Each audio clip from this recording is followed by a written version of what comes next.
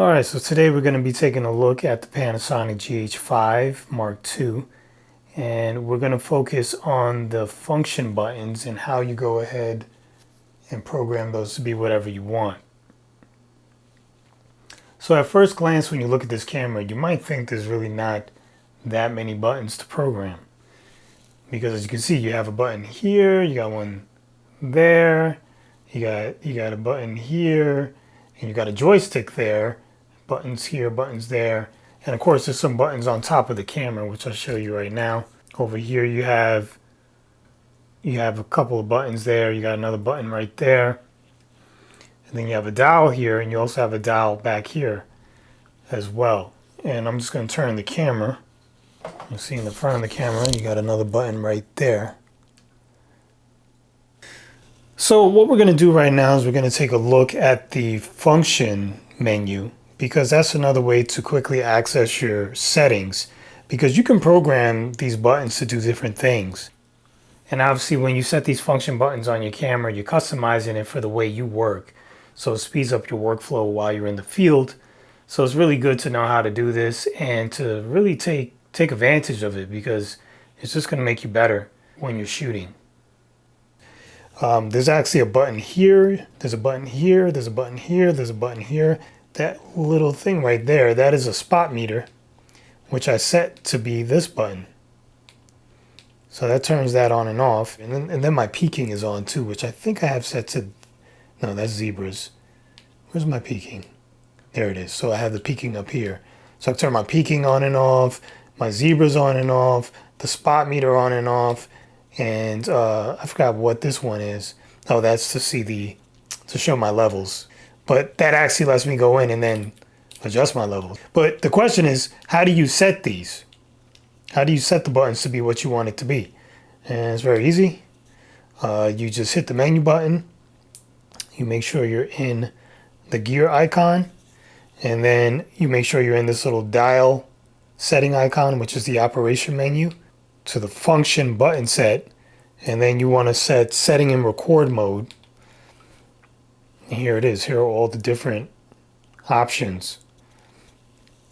And it shows you on a little diagram what each one corresponds to and what's it's currently set at, and you can go in and change it to whatever you want to be. And I don't really mess around with the ones on the top. They are what I want it to be, so there's no need for me to change it because I like what they are. But the one that was very important to me to change the most was these functions here. These come out of a function tab, and you might have noticed on the screen just a moment ago that is not there. And when you first get the camera, that function tab that should be right over here is not enabled, and that was really throwing me off, because I'm like, I know this thing's supposed to have a function tab and it didn't. And I'll show you in a moment how to change that. So you could do the function tab, and then here on this last screen, 3 of 3, you can change what these buttons do. You can also change what this joystick does, and you can change that to be whatever you want. And I think right now for the joystick, you can see that I don't have it programmed to do anything. So I still have a lot of things I can put in there if I want to. But honestly, I don't care to. So I'm just going to leave it as it is, a basic joystick. But going back, let's see how we, like I just mentioned a moment ago, how do you get this function menu to come on? So let's back out. I don't know why the touchscreen doesn't work for that, but it works for other things. Why is this not working? I must have turned it off. Okay, so go into, it's in the same operation menu, just go up to touch settings, and then the touchscreen is off for some reason. I must have accidentally did that. So I'm going to turn that back on, and the touch tab is what you want. So make sure that is on, and this should work now too. Yeah, there it goes. And now, when I back out of this menu, you'll see you have the touch tab here. And in there, you have different options that you wouldn't necessarily have if you had that off. But the most important one to me is this function down here, because you have 4 different functions, actually 5, 1, 2, 3, 4, 5 different functions that you could set in here. For me, I set a metering because I like to be able to change that, and then all of my different image stabilization. You know, you have E stabilization, the regular image stabilization, and then IS boost. So I like to have those in there, and then I have my histogram in here too that I could turn on and off as well, which I don't use that much, so that's why I put it in this menu, but it's there. Just going back to that front button that I showed you earlier. So the way you would access that, again, you would be going into that gear icon, into your operations menu, into function button sets, record. Okay, so where that was is on page 2, same page that has the customization for the buttons down here in the tab. You can also change this button here, which is function 2. And right now I have mine configured to be waveform, but if I click on this, I just want to show you this because I didn't show you this earlier. Here are all the options you have. You have 3 pages of different options that you can choose. And I'm just going to, I mean, it's really, let me just touch the screen. It's going to take so long to scroll through all of them.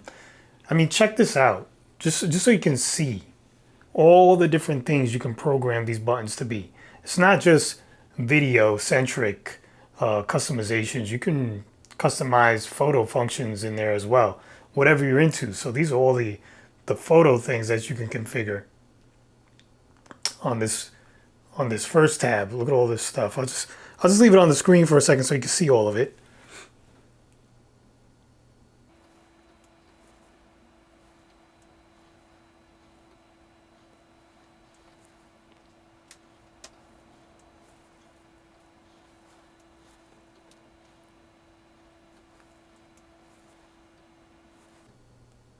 This is page 1. Page 2. Got audio presets in there you can set it to. Some of your video settings, image stabilization, live cropping, things like that.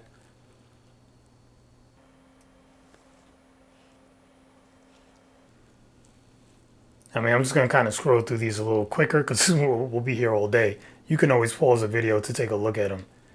I mean, there's just so much. It's insane. Here was my waveform monitor that I already have set.